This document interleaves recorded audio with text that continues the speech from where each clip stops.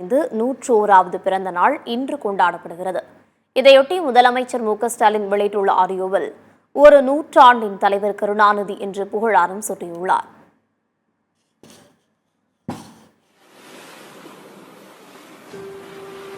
தலைவர் என்பார், தத்துவ மேதை என்பார், நடிகர் என்பார், நாடக வேந்தர் என்பார், சொல்லாற்ற சுவமிக்க எழுத்தாற்றல் பெற்றார் என்பார், மனிதர் என்பார், மாணிக்கம் என்பார், மாநிலத்து அமைச்சர் என்பார், அன்னை என்பார், அருமொழி காவலர் என்பார், அரசியல்வாதி என்பார்.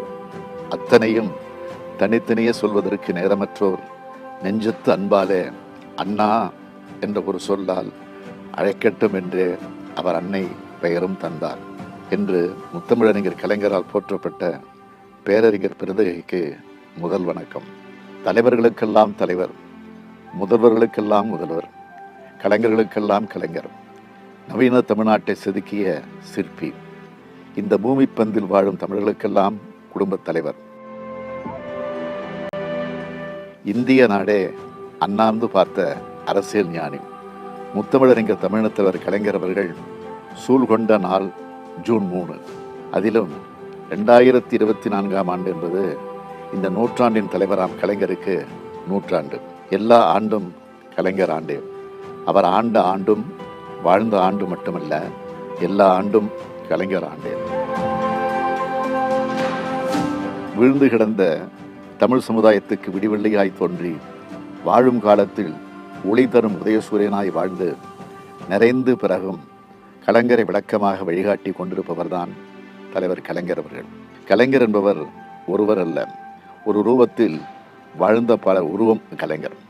அரசியலா 50 ஆண்டு காலம் திராவிட முன்னேற்ற கழகத்தின் தலைவர், 5 முறை தமிழ்நாட்டின் முதலமைச்சர், சட்டமன்ற உறுப்பினராகவும் இருந்தார், சட்டமன்ற மேலவை உறுப்பினராகவும் இருந்தார், எதிர்க்கட்சி தலைவராகவும் இருந்திருக்கிறார்.